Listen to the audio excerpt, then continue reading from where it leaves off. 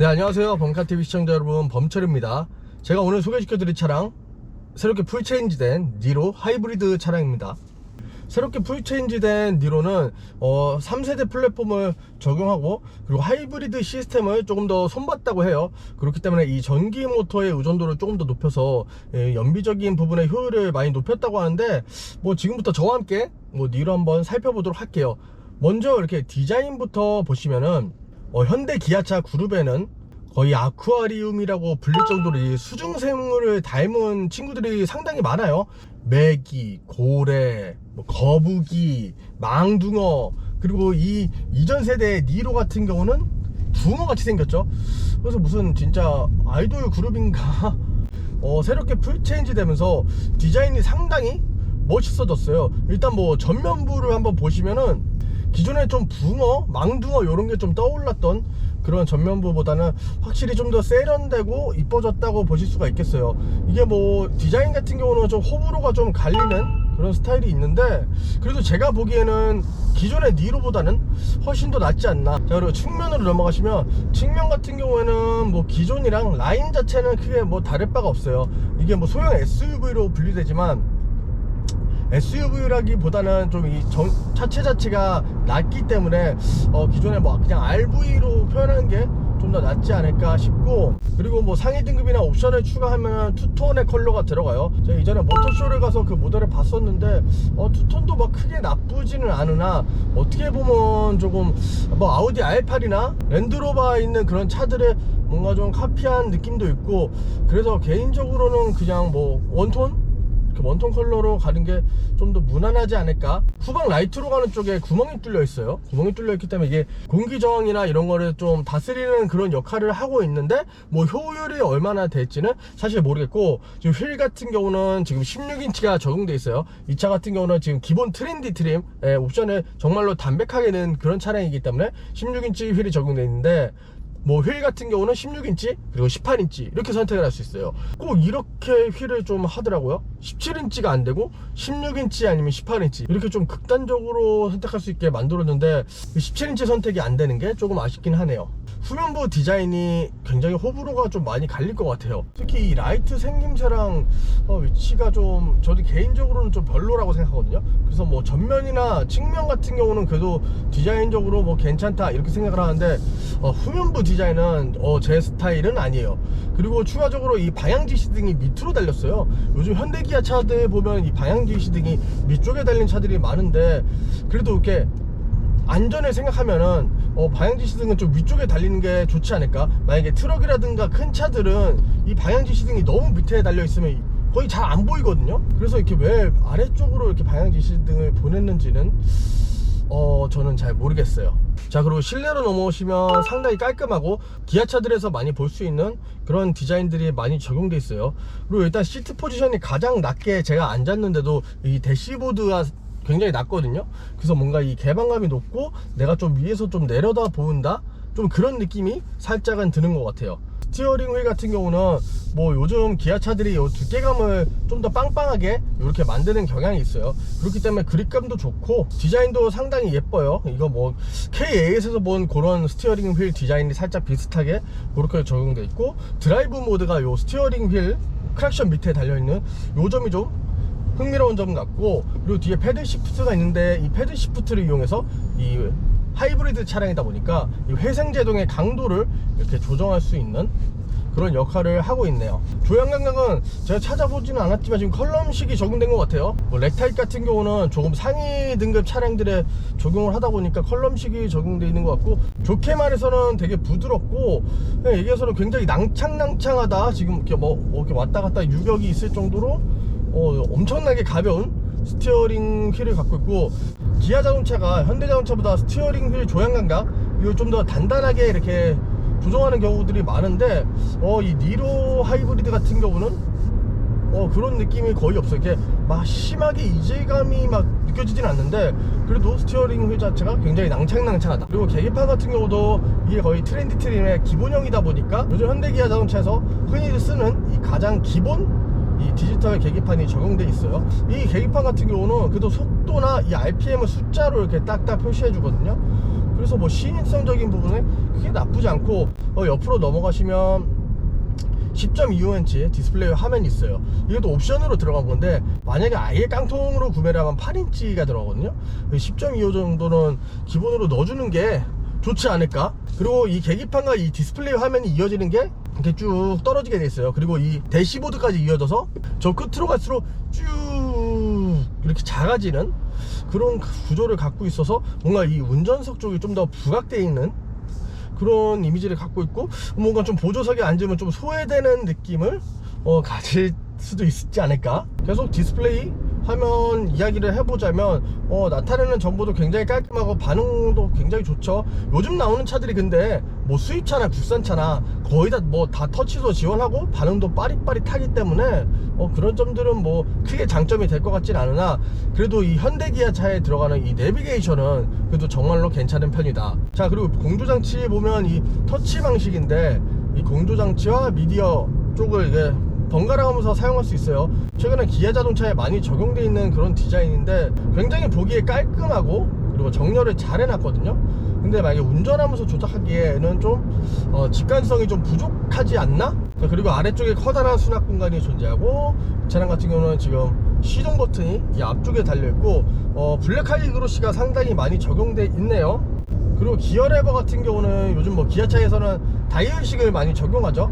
하지만 이 차량 같은 경우는 지금 등급이 낮기 때문에 기어 레버 방식에 이렇게 기어가 적용되어 있는데, 저는 이게 더 편한 것 같아요. 원래부터 기어 레버식의 이런 기어를 사용해서 그런지 다이얼식이 분명히 더 이쁘긴 한데, 그래도 운전을 하면서 이 운전자가 조작하기에는 좀 더 직관적인 게 좋지 않나.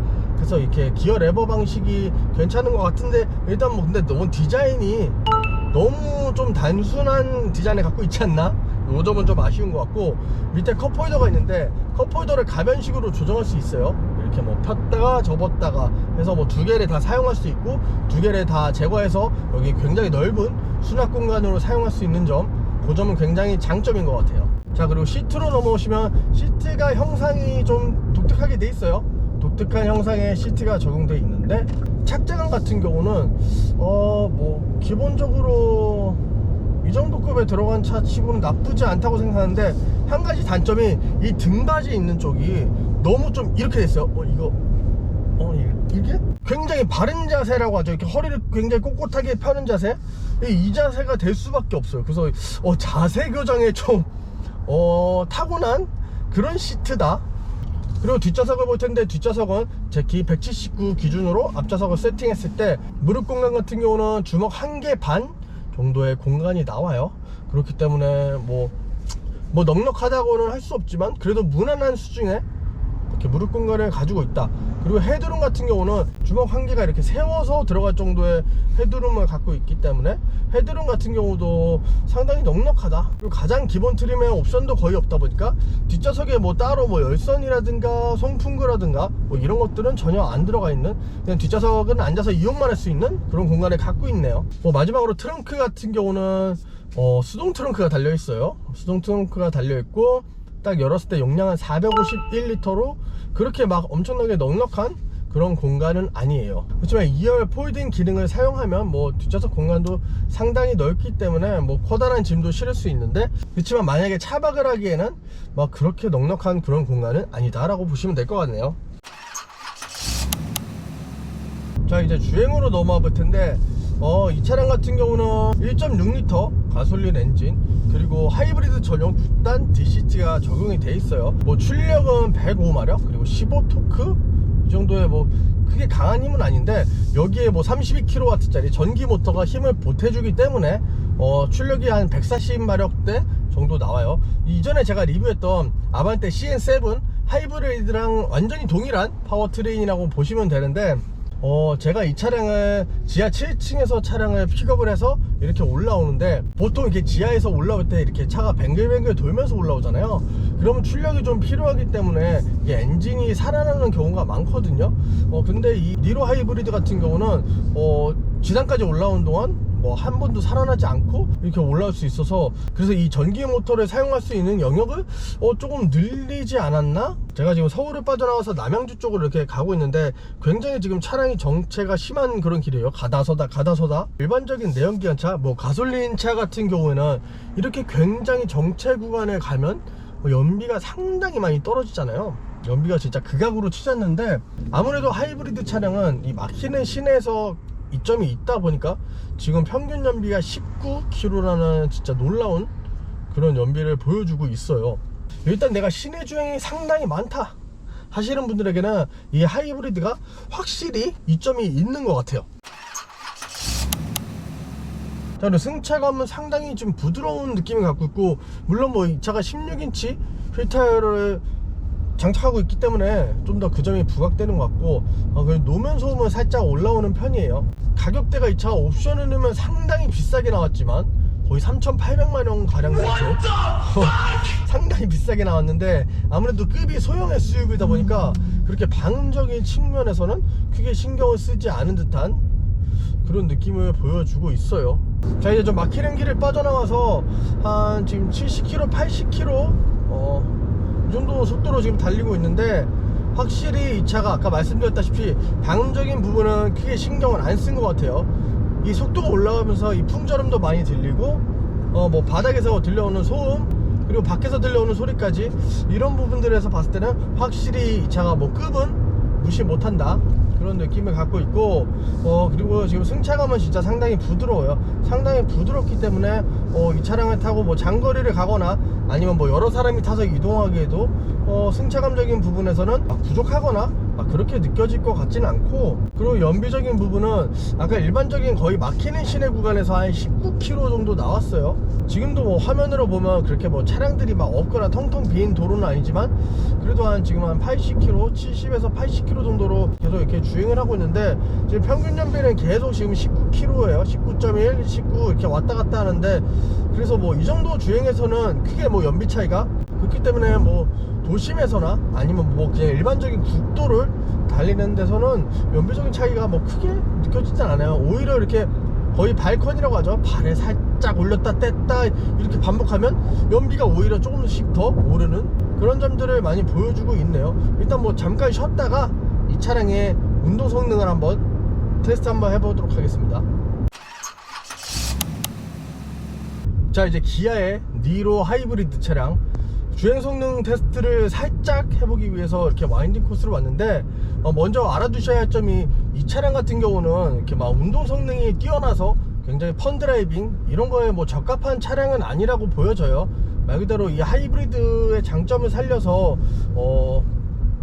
상당히 저렴한 연비를 통해서 이렇게 효율을 높이는 그런 차이기 때문에 뭐 주행 성능, 운동 성능 테스트 같은 경우는 참고로만 봐주시길 바라겠고, 오늘 현재 외기 온도는 25도, 그리고 주행 모드는 스포츠 모드로 주행하도록 하겠습니다. 이 주행 모드가 에코 모드 그리고 스포츠 모드 두 가지만 있는 점도 좀 특이하네요.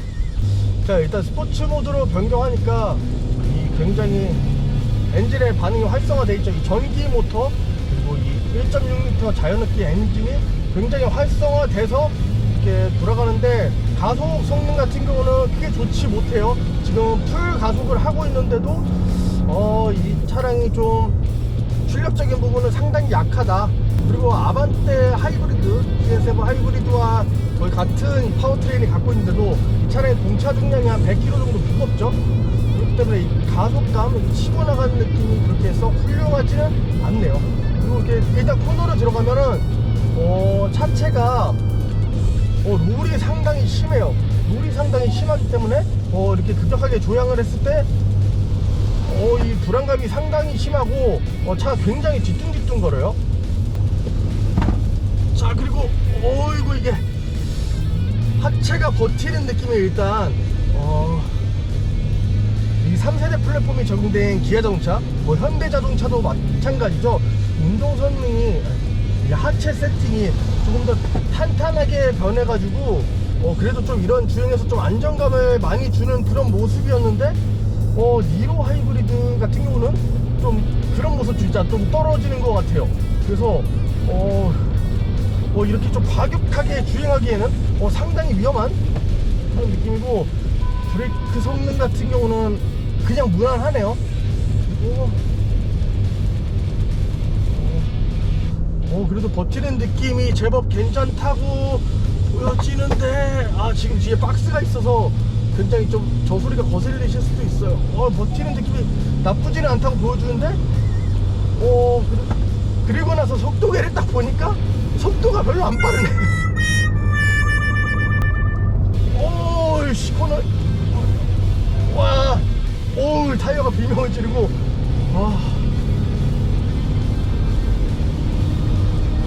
엔진이 지금 너무 힘들어 하는데요. 제가 지금 계속 스포츠 모드로 달렸더니 지금 전기 모터에 지금 배터리가 거의 없거든요. 그래서 이제 지금 출력이 지금 상당히 모자라요. 프락셀로 해도 더 이상 지금 속도가 올라가지 않는 듯한 이런 느낌인데, 출력이 너무 답답하네.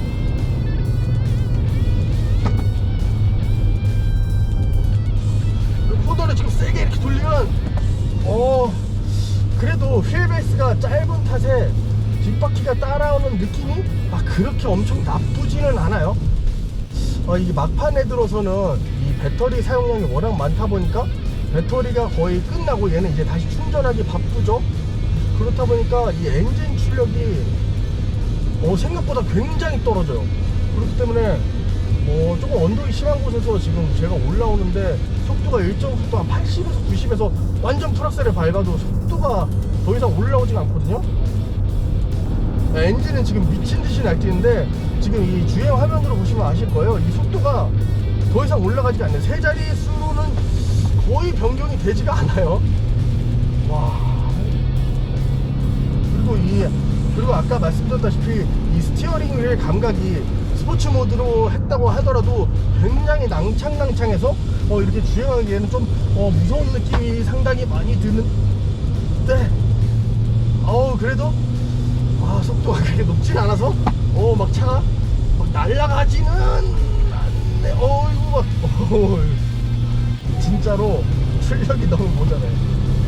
계속 풀악셀인데 지금 속도가 80, 더 이상 81, 2 이렇게 올라가요. 확실히 니로 하이브리드 차량, 이 차량은 이렇게 펀 드라이빙이나 주행 성능에 초점이 맞춰진 그런 차는 아닌 것 같네요. 여기 살짝 내리막길에서 한번 이렇게 가면서, 자, 급브레이크 한번 잡아볼게요. 와,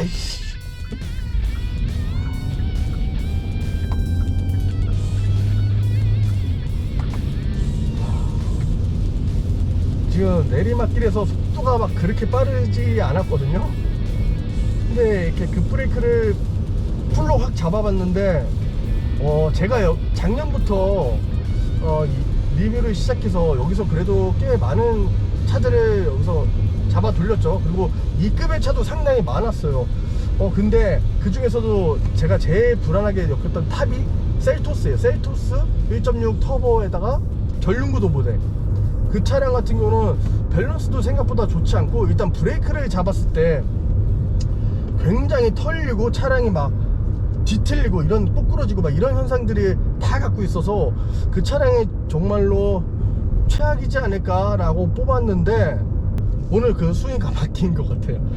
이 풀체인지된 니로 하이브리드 차량은 정말로 운동 성능은 거의 없다시피 하다고 보여져서, 만약에 이 차량을 구매해서 혹시라도 막 급한 일이 생기거나 이럴 때 좀 과감하게 차를 좀 잡아 돌리거나 좀 이렇게 막 칼치기 하면서 이렇게 달려야 되는 상황이 생길 수도 있잖아요. 물론 당연히 그렇게 운전하면 안 되지만, 그런 경우에는 상당히 위험하다. 자, 여러분, 지금까지 저와 함께 기아의 풀체인지된 니로 하이브리드 차량에 대해서 이렇게 알아봤는데, 이 차량 같은 경우는 시내에서 되게 살살 타든가 아니면 데일리로 회사 출퇴근 하기에는 상당히 괜찮은 차량이라고 보여져요.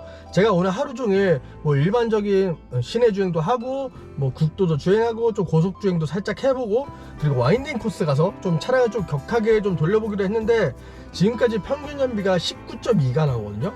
그렇기 때문에 이 연비적인 부분에서 메리트는 상당히 좋다. 좀 부드러우면서도 그냥 무난한 그런 승차감을 지닌 그런 모델이라고 생각이 되는데, 지금 이 차량의 단점으로 제일 떠오르는 부분이 가격이죠. 현재 지금 제가 타고 있는 차량 같은 경우는 기본 트림에 뭐 내비게이션이나 이런 것만 적용돼서 한 2천만원 중반인데, 이게 풀옵션으로 넘어가게 되면 3천만원 후반, 거의 4천만원에 육박하는 그런 엄청난 가격을 자랑하는 차라고 보여져요. 제가 별로 좋아하지 않는 단어가 있어요. 이 차를 좋아하시는 분들이 많이 사용하는 단어인데, 그돈씨라고 하죠. 그돈씨. 그 돈이면 차라리 이걸 사겠다. 차량 자체는 가격대가 상당히 비싸고 이 구매하시는 개개인의 성격을 반영하는 거기 때문에 그돈씨 뭐 그거면 뭐 사겠다, 그 돈이면 뭐 사겠다, 이런 거를 딱히 좋아하지는 않거든요. 근데 정말로 이 차는 그 돈씨가 생각나게 하는 그 차예요.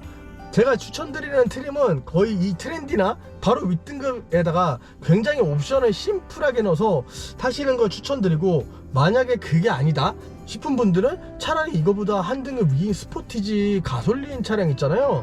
가솔린 차량을 그냥 기름 넣고 타는 게 더 낫지 않을까 싶은 생각이 되게 많이 들어요. 그리고 굳이 SUV가 아니다 싶으면 전 K5 1.6 터보가 훨씬 좋지 않나. 이 차량이 진짜 상당히 애매하네요. 연비는 굉장히 좋아요. 개물같이 높은 연비를 갖고 있는데, 아무튼 좀 이 차는 좀 애매한 차인 것 같아요.